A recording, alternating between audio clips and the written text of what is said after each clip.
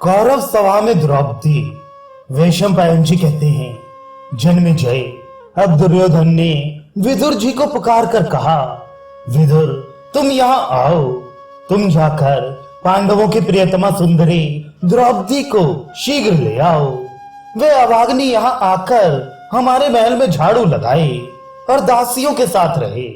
विदुर जी ने कहा, मूर्ख, तुझे पता नहीं है कि तू फांसी में लटक रहा है और मरने वाला है, तभी तो तेरे मुंह से ऐसी बात निकल रही है। अरे तू इन पांडव सिंहों को क्यों क्रोधित कर रहा है?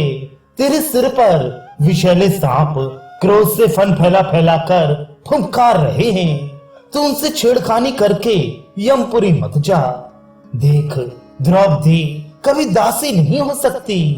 युधिष्ठिर ने अनधिकार उसे दांव पर लगाया है। सभासदों, जब बांस का नाश होने पर होता है तब उसमें फल लगते हैं। मतवाले दुर्योधन ने जड़ मूल से नष्ट होने के लिए ही जुए के खेल से घोर वैर और महाभय की सृष्टि की है। मरणासन्न पुरुष को हित अहित का ज्ञान नहीं होता। किसी को मर्म भेदी पीड़ा नहीं पहुंचानी चाहिए। कठोर और उद्वेगकारी वचन का प्रयोग नहीं करना चाहिए। ये सब अधःपतन का हेतु है। कड़वी बात निकलती तो मुंह से है, पर जिसके लिए निकलती है उसके मर्म स्थान में चुभकर रात दिन विवल किया करती है। इसलिए ऐसा कभी नहीं करना चाहिए। धृतराष्ट्र बड़े भयंकर और विकट संकट के निकट पहुंच गया है। दुशासन आदि भी इसी की हाँ में हाँ मिलाते हैं। चाहे तूंबा जल में डूब जाए, पत्थर तैरने लगे, परंतु ये मूर्ख मेरी हितकारी बात नहीं मानेगा। ये मित्रों की श्रेष्ठ और हितवरी बातें नहीं सुनता। इसका लोभ बढ़ता जा रहा है। इससे निश्चय होता है कि शीघ्र ही कौरवों के सर्वस्व नाश का हेतु भयंकर विध्वंस होगा। अब मदांध दुर्योधन ने विदुर को धिक्कार कर भरी सभा में प्रातिकामी से कहा, तुम इसी समय जाकर द्रौपदी को ले आओ। पांडवों से डरने की कोई बात नहीं है। प्रातिकामी दुर्योधन के आज्ञानुसार द्रौपदी के पास गया और कहा, साम्राज्ञी, सम्राट युधिष्ठिर जुए में सब धन हार गए। जब दांव पर लगाने को कुछ न रहा तब उन्होंने भाइयों को, अपने को और अंत में आपको भी हार दिया। अब आप दुर्योधन की जीती हुई वस्तुओं में हैं। आपको लाने के लिए उन्होंने मुझे भेजा है। जान पड़ता है अब कौरवों का नाश निकट आया है। द्रौपदी ने कहा, सूत पुत्र, अवश्य विधाता का यही विधान है। बालक वृद्ध सभी पर दुख सुख तो पड़ते ही हैं। जगत में धर्म सबसे बड़ी वस्तु है। यदि हम दृढ़ता से धर्म पर आरूढ़ रहें तो वह हमारी रक्षा करेगा। तुम सभा में जाओ और वहां के धर्मात्माओं से पूछो कि ऐसे अवसर पर मुझे क्या करना चाहिए। मैं धर्म का उल्लंघन नहीं करना चाहती। द्रौपदी की बात सुनकर प्रातिकामी सभा में लौट आया और सभासदों से पूछा कि द्रौपदी को क्या उत्तर दें। उस समय सभासदों ने अपना अपना मुंह नीचे कर दिया। दुर्योधन का हट जानकर किसी ने कुछ उत्तर नहीं दिया। महात्मा पांडव उस समय बड़े दुखी और दीन हो रहे थे। वे सत्य से बंधे होने के कारण क्या करना चाहिए इसका ठीक ठीक निर्णय करने में असमर्थ थे। पांडवों की खिन्नता से लाभ उठाकर दुर्योधन ने कहा, प्रातकामी जा, तू द्रौपदी को यहीं ले आ। उसके प्रश्न का उत्तर यहीं दे दिया जाएगा। प्रातकामी द्रौपदी के क्रोध से भी डरता था। उसने दुर्योधन की बात टालकर सभासदों से फिर पूछा कि मैं द्रौपदी से क्या कहूं। दुर्योधन को यह बात बहुत बुरी लगी। उसने प्रातकामी की ओर कठोर दृष्टि से देखकर अपने छोटे भाई दुशासन से कहा, भाई, ये क्षुद्र प्रातकामी भीमसेन से डर रहा है, इसलिए तुम स्वयं जाकर द्रौपदी को पकड़ लाओ। ये हारे हुए पांडव तुम्हारा कुछ भी नहीं बिगाड़ सकते। बड़े भाई की आज्ञा सुनते ही दुशासन लाल लाल नेत्र किए वहां से चल पड़ा और पांडवों के निवास स्थान में जाकर द्रौपदी से बोला, कृष्णे, चल, तुझे हमने जीत लिया है। अब लज्जा छोड़कर दुर्योधन को देख। सुंदरी, हमने धर्मतः तुझे पा लिया है, अब सभा में चल और कौरवों की सेवा कर।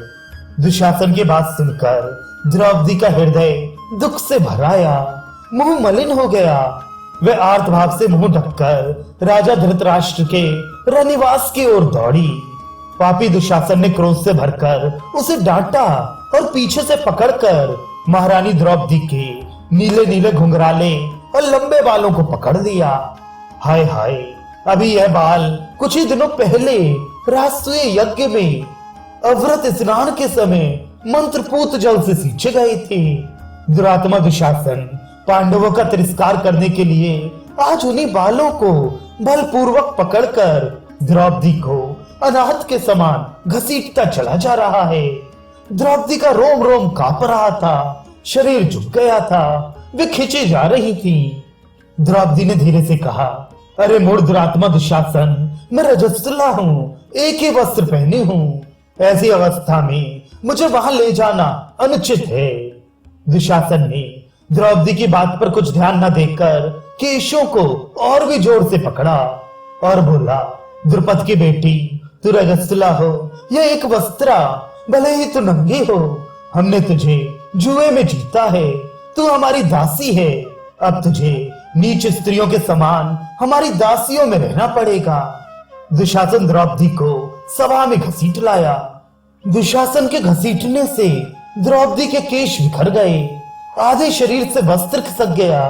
वह लज्जावश क्रोध से लाल होकर धीरे धीरे बोली, अरे दुष्ट, इस सभा में सभी शास्त्रों के ज्ञाता, क्रियावान, इंद्र के समान प्रतिष्ठित मेरे गुरुजन बैठे हैं। इनके सामने इस दशा में मैं कैसे खड़ी हो सकूंगी? अरे दुराचारी, मुझे घसीट मत, नग्न मत कर। इस नीच कर्म से तनिक डर तो सही। देख, यदि इंद्र के साथ सारे देवता तेरी सहायता करें तो भी पांडवों के हाथ से तेरा छुटकारा ना होगा। धर्मराज अपने धर्म पर अटल हैं, वे सूक्ष्म धर्म का मर्म जानते हैं। मुझे तो उनमें गुण ही गुण दिखते हैं, तनिक भी दोष नहीं दिखता। हाय हाय, भरत वंश को धिक्कार है, इन कपूतों ने क्षत्रियत्व का नाश कर दिया। ये सभा में बैठे हुए कौरव अपनी आंखों कुल की मर्यादा का नाश देख रहे हैं। द्रोण, भीष्म और महात्मा विदुर का आत्मबल कहाँ गया? बड़े बूढ़े इस अधर्म को क्यों देख रहे हैं? द्रौपदी ने यह बात क्रोधित पांडवों की ओर कनखियों से देखते देखते ही कही, मानो वह उनके शरीर में दहकती क्रोधाग्नि को और भी झटका रही हो। उस समय पांडवों को जैसा दुख हुआ वैसा संपूर्ण राज्य, धर्म और श्रेष्ठ रत्नों के छिन जाने पर भी नहीं हुआ था। पांडवों की ओर देखते हुए दुशासन ने और भी जोर से द्रौपदी को घसीटा और ओदासी ओदासी कहकर ठठाकर हंसने लगा। कर्ण ने प्रसन्नता से उसकी बात का समर्थन किया और शकुनी ने उसकी प्रशंसा की। इन तीनों के अतिरिक्त सभी सभासद ये क्रूर कर्म देखकर अत्यंत दुखी हुए। द्रौपदी ने कहा, इन छली पापात्माओं ने धूर्तता से धर्मराज को जुआ खेलने के लिए तैयार कर लिया और छल से उन्हें और उनके सर्वस्व को जीत लिया। उन्होंने पहले अपने भाइयों को, तब अपने को हार कर मुझे दांव पर लगाया है। मैं ये जानना चाहती हूँ कि अब उन्हें मुझे दांव पर लगाने का धर्म के अनुसार अधिकार था या नहीं। यहाँ सभा में अनेकों कुरुवंशी बैठे हैं, वे मेरे प्रश्न पर विचार करके ठीक ठीक उत्तर दें। पांडवों का दुख और द्रौपदी की कातरता देखकर धृतराष्ट्र नंदन विकर्ण ने कहा, सभासदों, द्रौपदी के प्रश्न के संबंध में हम सभी लोगों को ठीक ठीक विचार कर उत्तर देना चाहिए। इसमें त्रुटि होने पर हमें नरकगामी होना पड़ेगा। भीष्म पितामह, पिता धृतराष्ट्र और महामती विदुर जी इस विषय में परामर्श करके उत्तर क्यों नहीं दे रहे हैं? आचार्य द्रोण और कृपाचार्य क्यों चुप हैं? ये राजा राग द्वेष छोड़कर क्यों नहीं इस प्रश्न का निर्णय करते? आप लोग पतिव्रता द्रौपदी के प्रश्न पर विचार करके अलग अलग अपना मत प्रकट कीजिए। इस प्रकार विकर्ण के बार बार कहने पर भी किसी ने कुछ नहीं कहा।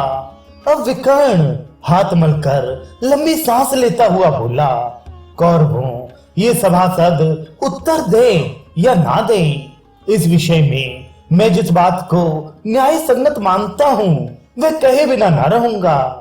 श्रेष्ठ पुरुषों ने राजा के 4 व्यसन बहुत बुरे बतलाए हैं।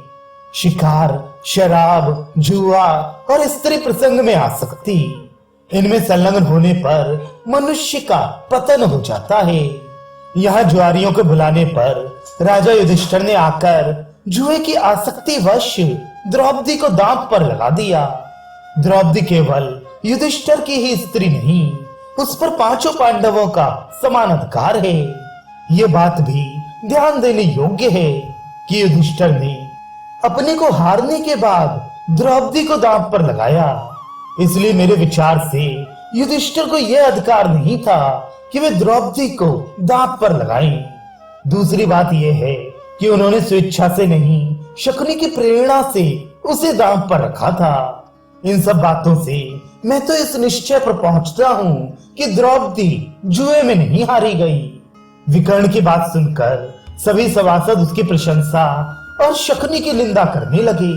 चारों ओर कोलाहल होने लगा। शांति होने पर कर्ण ने क्रोध में भरकर विकर्ण का हाथ पकड़ लिया और बोला, विकर्ण, तू इतनी उल्टी बातें क्यों कर रहा है? मालूम होता है कि तू अग्नि से उत्पन्न अग्नि के समान अपने वंश का ही सत्यानाश करना चाहता है। द्रौपदी के बार बार पूछने पर भी कोई सभासद उत्तर नहीं दे रहा है। इसका अर्थ ये है कि सब लोग उसको धर्म के अनुसार जीती हुई मानते हैं। तू बचपन के कारण धीरज खोकर बड़े बूढ़ों की सी बातें बना रहा है। एक तो तू दुर्योधन से छोटा और दूसरे धर्म के मर्म से अनभिज्ञ है। तेरी तुच्छ बुद्धि के निर्णय का महत्व ही क्या है? युधिष्ठिर ने अपना सर्वस्व दांव पर लगाकर हार दिया, तब द्रौपदी बिना जीती कैसे रही? द्रौपदी भी तो सर्वस्व के भीतर ही है। क्या द्रौपदी को दांव पर लगाने में पांडवों की सम्मति नहीं थी? यदि तू ऐसा समझता है कि द्रौपदी को रजस्वला होने के समय सभा में नहीं लाना चाहिए था, तो इसका भी उत्तर सुन। देवताओं ने स्त्री के लिए एक ही पति का विधान किया है। द्रौपदी 5 पतियों की स्त्री होने के कारण निसंदेह वैश्या है। इसलिए मेरी समझ से इसे एक वस्त्रा अथवा वस्त्री न होने पर भी सभा में लाना अनुचित नहीं है। अतः पांडव, उनकी पत्नी द्रौपदी और उनका सब धन जीत लिया गया है। अब कर्ण ने दुशासन की ओर देखकर कहा, दुशासन, विकर्ण बालक होकर बड़े बूढ़ों की सी बातें कर रहा है, इस पर ध्यान मत दो और द्रौपदी तथा पांडवों के सारे वस्त्र उतार लो। कर्ण की बात सुनते ही पांडवों ने अपने ऊपर के वस्त्र उतार डाले और दुशासन बलपूर्वक द्रौपदी का वस्त्र उतारने का प्रयत्न करने लगा। जिस समय दुशासन द्रौपदी का वस्त्र खींचने लगा, द्रौपदी भगवान श्री कृष्ण का स्मरण करके मन ही मन प्रार्थना करने लगी, हे गोविंद, हे द्वारकावासी, हे सच्चिदानंद स्वरूप प्रेम घन, हे गोपी जन वल्लभ, हे सर्वशक्तिमान प्रभु, कौरव मुझे अपमानित कर रही हैं। क्या ये बात आपको मालूम नहीं है? हे नाथ, हे रमानाथ, हे व्रजनाथ, हे आर्तनाशन जनार्दन, मैं कौरवों के समुद्र में डूब रही हूँ, आप मेरी रक्षा कीजिए। हे कृष्ण, आप सच्चिदानंद स्वरूप महायोगी हैं, आप सर्व स्वरूप एवं सबके जीवन दाता हैं। गोविंद, मैं कौरवों से घिरकर बड़े संकट में पड़ गई हूँ, आपकी शरण में हूँ, आप मेरी रक्षा कीजिए। द्रौपदी त्रिभुवन पति भगवान श्री कृष्ण के स्मरण में तन्मय हो मुंह ढककर रोने लगी। उसकी आर्त पुकार भगवान श्री कृष्ण के पास पहुंची। उनका हृदय करुणा से भराया। भक्त वत्सल प्रभु प्रेम परवश होकर द्वारका के सेज, भोजन और लक्ष्मी को भी भूल गए और दौड़े दौड़े द्रौपदी के पास पहुंचे। उस समय द्रौपदी अपनी रक्षा के लिए हे कृष्ण, हे विष्णु, हे हरे इस प्रकार पुकार पुकार कर छटपटा रही थी। धर्म स्वरूप भगवान श्री कृष्ण ने गुप्त रूप से वहां आकर बहुत से सुंदर वस्त्रों से द्रौपदी को सुरक्षित कर दिया। दुरात्मा दुशासन द्रौपदी को नग्न करने के लिए वस्त्रों को जितना ही खींचता उतनी ही वस्त्रों की बढ़ती होती जाती। इस प्रकार रंग बिरंगे बहुत से वस्त्रों का ढेर लग गया। धन्य है, धर्म की महिमा अद्भुत है, श्री कृष्ण की कृपा अनिर्वचनीय है। चारों ओर सभा में हलचल मच गई। यह अद्भुत घटना देखकर सारे सभासद स्पष्ट रूप से दुशासन को धिक्कारने और द्रौपदी की प्रशंसा करने लगे। उस समय भीमसेन के दोनों होंठ क्रोध से कांप रहे थे। उन्होंने भरी सभा में हाथ से हाथ मलकर गरजते हुए शपथ ली, देश देशांतर के निरपति गण ध्यान से मेरी बात सुने। ऐसी बात न कभी किसी ने कही होगी और न कोई आगे कहेगा। मैं जो कुछ कह रहा हूँ यदि वैसा ही ना करूं तो मुझे अपने पूर्व पुरुषों की गत ना मिले। मैं शपथ खाकर कहता हूँ कि मैं रणभूमि में बलात् भरत कुल कलंक पापी दुरात्मा दुशासन की छाती फाड़ डालूंगा और उसका गरम गरम खून पीऊंगा। भीमसेन की भीषण प्रतिज्ञा सुनकर सभी के रोंगटे खड़े हो गए। सभी सभासद भीमसेन की भूर भूरी प्रशंसा और दुशासन की निंदा करने लगे। अब तक दुशासन द्रौपदी का वस्त्र खींचते खींचते थक गया था। वस्त्रों का ढेर लग गया और वह अपनी असमर्थता पर खींचकर लज्जा के मारे बैठ गया। चारों ओर तहलका मच गया। दुशासन के लिए सबके मुंह से धिक्कार धिक्कार के शब्द निकलने लगे। लोग कहने लगे कि कौरव द्रौपदी के प्रश्नों के उत्तर क्यों नहीं देते। हाय हाय, ये तो बड़ी खेद की बात है। अब धर्म के मर्मज्ञ विदुर जी ने हाथ उठाकर सबको शांत करते हुए कहा, सभासद वृंद, द्रौपदी आप लोगों के सामने प्रश्न रखकर अनाथ के समान हो रही है, परंतु आप लोगों में से कोई भी उसके प्रश्न का उत्तर नहीं देता। यह अधर्म है। आर्त पुरुष दुखाग्नि से जलकर ही सभा की शरण लेता है। सभासदों को चाहिए कि सत्य और धर्म का आश्रय लेकर उसे शांति दें। श्रेष्ठ पुरुषों को सत्य के अनुसार धर्म संबंधी प्रश्नों की मीमांसा अवश्य करनी चाहिए। विकर्ण ने अपनी बुद्धि के अनुसार उत्तर दे दिया है। अब आप लोग भी राग द्वेष के वेग को रोककर द्रौपदी के प्रश्न का उचित उत्तर दीजिए। जो धर्मज्ञ पुरुष सभा में जाकर किसी के प्रश्न का उत्तर नहीं देता, उसको आधा झूठ बोलने का पाप लगता है। जो झूठी बात कहता है उसके संबंध में तो कहना ही क्या। इस विषय में मैं आप लोगों को एक इतिहास सुनाता हूँ। वह इतिहास ये है कि एक बार दैत्यराज प्रहलाद के पुत्र विरोचन और अंगिरा ऋषि के पुत्र सुधनवा ने एक कन्या प्राप्त करने के लिए आपस में विवाद कर लिया और मैं श्रेष्ठ हूँ ऐसी प्रतिज्ञा करके दोनों ने प्राणों की बाजी लगा ली। इस विवाद का निर्णय करने के लिए दोनों ने प्रहलाद जी को ही चुना। उनके पास जाकर दोनों ने पूछा, आप ठीक ठीक निर्णय दीजिए कि हम दोनों में श्रेष्ठ कौन है। प्रहलाद जी बड़े असमंजस में पड़ गए। एक ओर पुत्र के प्राण और दूसरी ओर धर्म।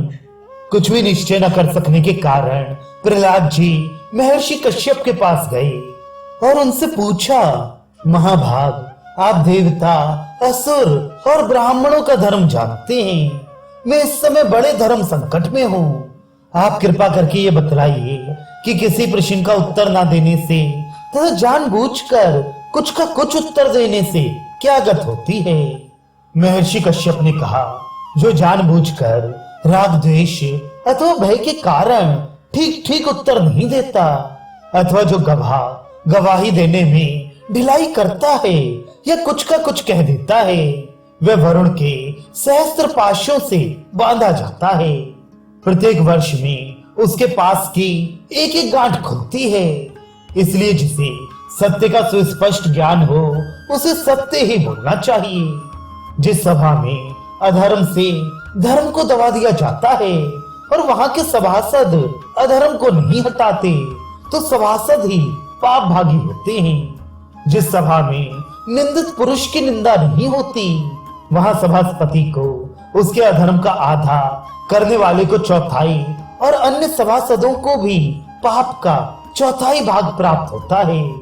जहां निंदित पुरुष की निंदा होती है, वहां सभापति और सदस्य पाप मुक्त रहते हैं। सारा पाप केवल कर्ता को ही लगता है। प्रहलाद जो जानबूझकर प्रश्न का उत्तर धर्म के प्रतिकूल देते हैं, उनके आगे पीछे की 7-7 पीढ़ियां और श्रौत स्मार्त आदि शुभ कर्म नष्ट हो जाते हैं। साथियों से धोखा खाने पर मनुष्य को बहुत बड़ा दुख होता है। जो पुरुष झूठ बोलता है, उसे उससे भी अधिक दुख भोगना पड़ता है।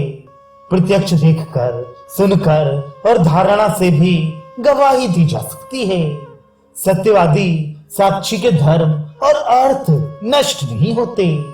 सभासदों, कश्यप जी की बात सुनकर दैत्यराज प्रहलाद ने अपने पुत्र से कहा, बेटा विरोचन, सुधन्वा के पिता अंगिरा मुझसे श्रेष्ठ हैं। सुधन्वा की माता तुम्हारी माता से श्रेष्ठ हैं और सुधन्वा तुमसे श्रेष्ठ है। इसलिए अब ये सुधन्वा ही तुम्हारे प्राणों का स्वामी है। ये चाहे तुम्हारे प्राण ले ले और चाहे छोड़ दे। प्रहलाद की सत्यवादिता से प्रसन्न होकर सुधन्वा ने कहा, प्रहलाद, आप पुत्र के प्रेम परवश ना हो, धर्म पर अटल रहे।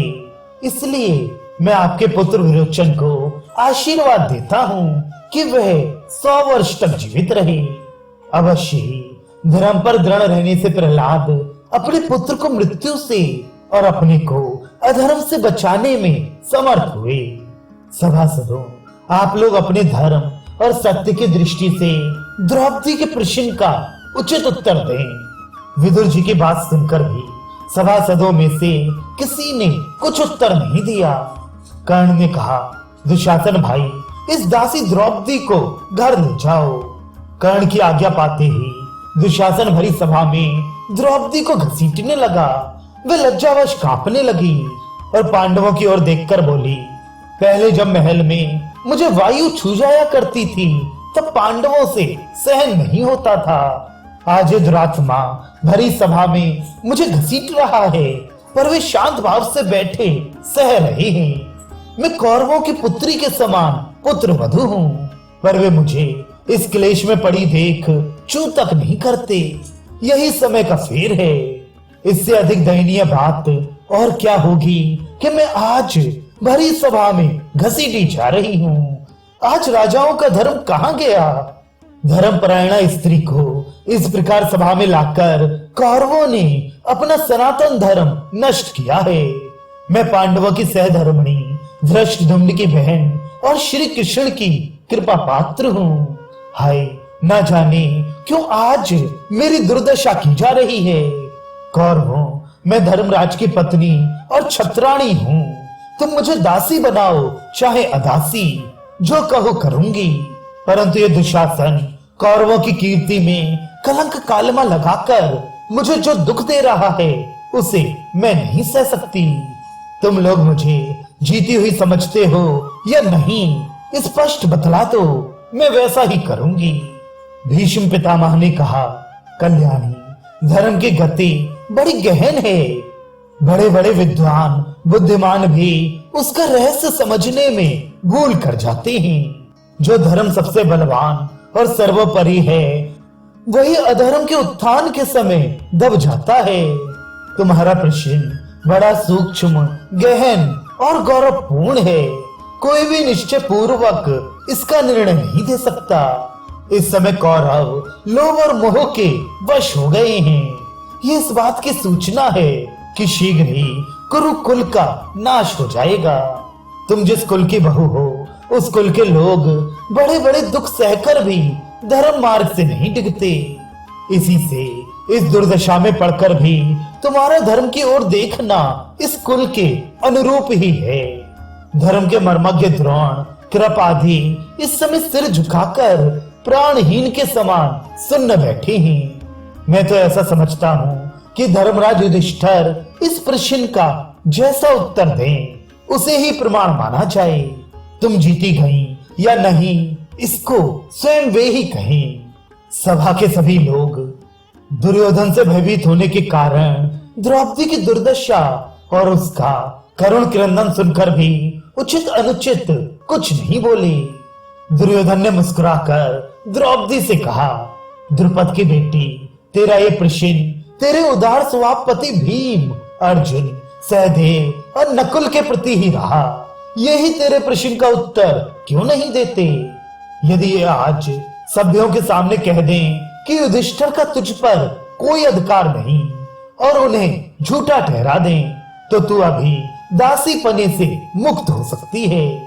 भीमसेन ने अपनी चंदन चर्चित दिव्य भुजा उठाकर कहा, सभासदों, यदि उदार शिरोमणि धर्मराज हमारे कुल के कर्ता धर्ता और सर्वस्व ना होते तो क्या हम यह अत्याचार सहन कर लेते? यह हमारे पुण्य, तप और जीवन के स्वामी हैं। यदि ये अपने को हारा हुआ मानते हैं तो हम भी हार गए, इसमें संदेह ही क्या है? यदि मेरी प्रभुता होती तो क्या दुरात्मा दुशासन द्रौपदी के केश पकड़कर भूमि पर गिराकर और पैरों से ठुकराकर भी अब तक जीवित रहता? मेरे इन लोह दंडों के समान लंबे और मोटे भुजदंडों को देखिए, इनके बीच में आकर एक बार इंद्र भी पिस जाए। मैं धर्म की रस्सी में बंधा हूँ। अर्जुन ने मुझे रोक दिया है। धर्मराज का गौरव भी मुझे इस संकट से पार होने के लिए कुछ करने नहीं देता। यदि धर्मराज मुझे इशारे से भी आज्ञा दे दें तो इन क्षुद्र जंतुओं को मैं क्षण भर में ही मसल डालूं।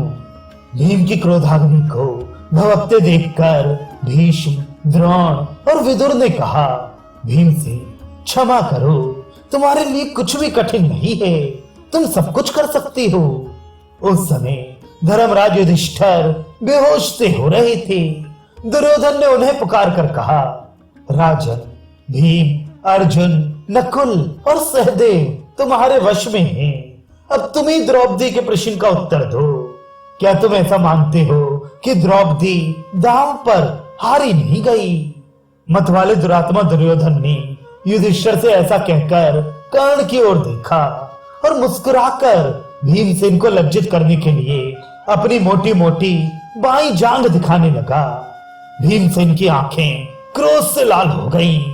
उन्होंने चिल्लाकर सभा भवन को प्रतिध्वनित करते हुए कहा, दुर्योधन सुन, यदि महायुद्ध में तेरी ये जांग भीमसेन ने अपनी गदा से नहीं तोड़ दी तो वह अपने पूर्व पुरुषों के समान सदगति ना प्राप्त करे। उस समय क्रोध से भरे भीमसेन के रोम रोम से चिंगारियां निकल रही थी। विदुर जी ने कहा, राजा देखो, इस समय भीमसेन ने बड़ा भय उपस्थित कर दिया है। अवश्य आज का प्रसंग भरतवंश के अनर्थ का मूल है। धृतराष्ट्र कुमारों, तुम्हारा ये जुआ अन्याय से भरा है, तभी तो तुम भरी सभा में स्त्री के लिए लड़ झगड़ रहे हो। तुमने अपना सारा मंगल खो दिया। तुम्हारी मतगति खोटे कामों में ही लगी रहती है। भरी सभा में धर्म का उल्लंघन करने से सारी सभा को दोष लगता है। धर्म पर विचार करो। यदि युधिष्ठिर अपने को हारने से पहले द्रौपदी को दांव पर रखते तो वे अवश्य ही द्रौपदी को हार सकते थे। पहले अपने शरीर को हार जाने के कारण उन्हें द्रौपदी को दांव पर रखने का अधिकार ही नहीं रह गया था। द्रौपदी को हमने जीत लिया, ये तुम्हारा एक स्वप्न है। शकुनी की बातों में आकर धर्म का नाश मत करो। इस प्रकार प्रश्नोत्तर हो ही रहे थे कि धृतराष्ट्र की यज्ञशाला में बहुत से गीदड़ इकट्ठे होकर हुआ हुआ करने लगे, गधे रैंकने लगे और पक्षीगण उड़ उड़ कर चिल्लाने लगे। ये भयानक कोलाहल सुनकर गांधारी डर गई। भीष्म, द्रोण और कृपाचार्य सस्ती सस्ती कहने लगे। विदुर और गांधारी घबराकर राजा धृतराष्ट्र को इसकी सूचना देने लगे। धृतराष्ट्र ने दुर्योधन से कहा, रे दुर्विनीत, तेरा तो एक बार की सत्यानाश हो गया। अरे दुर्बुद्धि, तू कुरुकुल की महिला और पांडवों की राजरानी को सभा में लाकर बातें बना रहा है। धृतराष्ट्र ने कुछ सोच विचार कर द्रौपदी को समझाते हुए कहा, बहू तुम परम पतिव्रता और मेरी पुत्र वधुओं में सर्वश्रेष्ठ हो। तुम्हारी जो इच्छा हो मुझसे मांग लो। द्रौपदी ने कहा, राजन यदि आप मुझे वर देते हैं तो मैं ये मांगती हूँ कि धर्मात्मा सम्राट युधिष्ठिर दासत्व से मुक्त हो जाएं, जिससे मेरे पुत्र प्रतिविंध्य को अज्ञानवश कोई दास पुत्र ना कहे। धृतराष्ट्र ने कहा, कल्याणी तुम्हारी इच्छा पूर्ण हुई, अब तुम और वर मांगो, क्योंकि तुम एक ही वर पाने योग्य नहीं हो। द्रौपदी ने कहा, मैं दूसरा वर यह मांगती हूँ कि रथ और धनुष के साथ भीमसेन, अर्जुन, नकुल और सहदेव भी दासत्व से छूटकर स्वाधीन हो जाएं। धृतराष्ट्र ने कहा, सौभाग्यवती बहू तुम्हारी इच्छा पूर्ण हो, परंतु इतने से ही तुम्हारा सत्कार नहीं हुआ, तुम और भी वर मांगो। द्रौपदी ने कहा, महाराज अधिक लोभ से धर्म का नाश होता है। तीसरा वर मांगने के लिए मेरे चित्त में उत्साह नहीं है और ना तो मैं उसकी अधिकारिणी हूँ। शास्त्र के अनुसार वैश्य को 1, क्षत्रिय स्त्री को 2, क्षत्रिय को 3 और ब्राह्मण को 100 वर लेने का अधिकार है। इस समय मेरे पति दासता के दलदल में फंसकर भी छूट गए हैं। अब वे स्वयं सत्कर्म से शुभ पदार्थ प्राप्त कर लेंगे। द्रौपदी की बुद्धिमानी देखकर कर्ण उसकी प्रशंसा करने लगा। भीमसेन ने युधिष्ठिर से कहा, राजेंद्र मैं अपने शत्रुओं को यहीं या यहाँ से निकलते ही मार डालूंगा। उस समय क्रोध के मारे भीमसेन का रोम रोम आग उगल रहा था, भौएं चढ़ रही थी और मुख विकट हो गया था। युधिष्ठिर ने भीमसेन को शांत किया। अब वे अपने ताऊ धृतराष्ट्र के पास गए। उन्होंने कहा, महाराज आज्ञा दीजिए, अब हम क्या करें, आप हमारे मालिक हैं। हम तो चिरकाल तक आपकी आज्ञा में ही रहना चाहते हैं। धृतराष्ट्र ने कहा, अजात शत्रु युधिष्ठिर तुम्हारा कल्याण हो, आनंद से रहो। तुम अपना सब धन लेकर लौट जाओ और अपने राज्य का पालन करो। बस मुझ बूढ़े की यही आज्ञा है। मेरी बात तुम्हारे हित और मंगल के लिए है। युधिष्ठिर तुम बुद्धिमान, धर्म मर्मज्ञ, विनम्र और वृद्धों के सेवक हो। बुद्धि और क्षमा का मेल है, तुम क्षमा करो। उत्तम पुरुष किसी से वैर नहीं करते, दोषों की ओर न देखकर गुणों की ओर देखते हैं और विरोध तो किसी से करते ही नहीं। सत्पुरुषों की दृष्टि सत्कर्मों की ओर ही रहती है। कोई वैर विरोध करता है तो वे उसे भूल जाते हैं। शत्रु की भी भलाई करते हैं और बदला लेने का उद्योग नहीं करते। नीच पुरुष साधारण बातचीत में भी कड़वी बात कहते हैं और मध्यम श्रेणी के पुरुष कठोर वचन सुनकर कठोर वाणी का प्रयोग करते हैं। उत्तम पुरुष किसी भी स्थिति में कठोर वचन का प्रयोग नहीं करते। सत्पुरुष बुरी से बुरी स्थिति में भी मर्यादा का उल्लंघन नहीं करते। उनको देखकर सब लोग प्रसन्न हो जाते हैं। इस समय तुमने बड़े ही सौजन्य का व्यवहार किया है। सो भैया अब तुम मुझ बूढ़े ताऊ धृतराष्ट्र और माता गांधारी की ओर देखकर दुर्योधन का दुर्व्यवहार भूल जाओ। अपने बूढ़े और अंधे ताऊ को देखो। मैंने पहले तो जुए का निषेध ही किया था, फिर मित्रों से मिलने जुलने और पुत्रों का बल अबल देखने के लिए इसकी आज्ञा दे दी। तुम्हारे जैसा शासक और विदुर जैसा मंत्री पाकर कुरुवंश धन्य हो गया है। तुम में धर्म है, अर्जुन में धीरता है, भीमसेन में पराक्रम है, नकुल और सहदेव में विशुद्ध गुरु सेवा का भाव है। धर्मराज तुम्हारा कल्याण हो, अब तुम खांडव प्रस्थ जाओ। धर्मराज युधिष्ठिर बड़ी नम्रता से शिष्टाचार के साथ प्रज्ञाचक्षु धृतराष्ट्र की अनुमति प्राप्त करके अपने भाई बंधु एवं इष्ट मित्रों के साथ इंद्रप्रस्थ के लिए रवाना हुए।